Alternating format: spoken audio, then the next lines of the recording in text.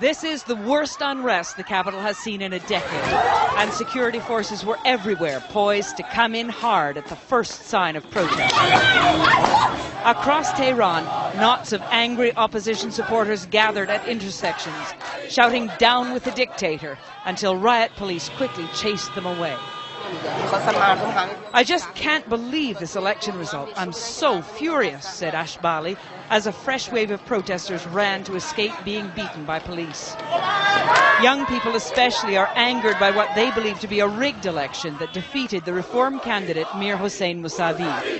I feel sad, frustrated. Just then, another activist arrived, urging people to join the demonstrations.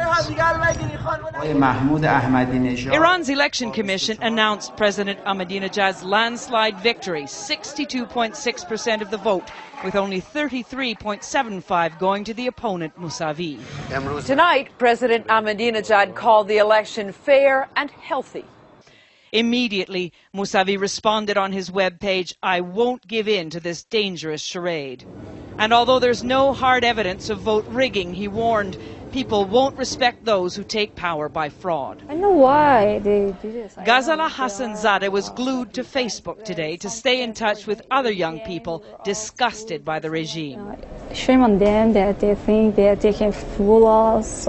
Facebook is young Iranians' main link with Mousavi headquarters, now that text messaging and many websites have been shut down.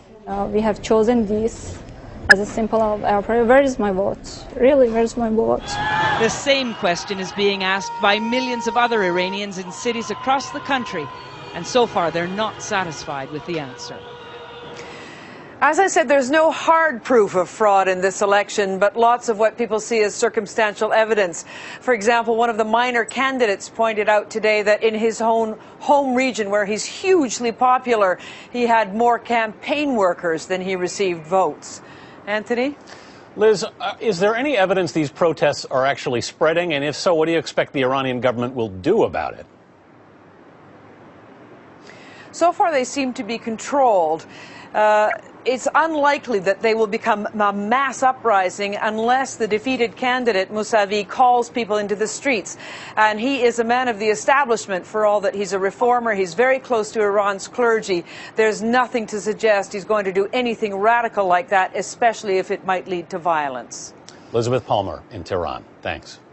For more perspective on the foreign policy challenges facing the Obama administration, we're joined now by CBS News analyst John Dickerson. Good evening, John. Good evening. John, how do you think the White House is viewing this right now? Well, in conversations with administration officials this afternoon, they are trying to stay out of the picture here. They've tried that all along with respect to the Iranian election, so they're saying very little. The White House put out a statement noticing that there was this vigorous debate going on in Iran.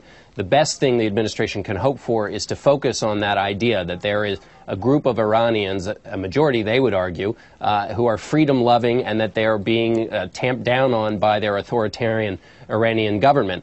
And that's the point they're trying to make at the moment, but they're really not sure quite what to make of this, although privately they say it's almost certain there was fraud in this election. So how does this complicate the Obama administration's attempts at a more open approach with the Iranians? It complicates it because the president has been trying to reach out to the Iranian government, which already has a bad track record, and now looks like it's being excessively authoritarian. It's crushing the free desires of its people. And so how does the president go out and say, well, now I want to have this dialogue with Iranian leaders? The White House argues, though, that this outreach effort was always a matter of protecting U.S. national security interests, that it was a way to get some kind of way to begin a conversation with the Iranians, that those U.S. national security interests are still intact. The president still has to pursue them. And though this makes it complicated, one advisor mentioned Tiananmen Square, that dealing with the Chinese after Tiananmen Square was very difficult for the U.S., but that nevertheless the president still has to find a way to protect U.S. national security interests, and that will continue no matter what happens with this election. John Dickerson in Washington tonight. Thanks. Thank you.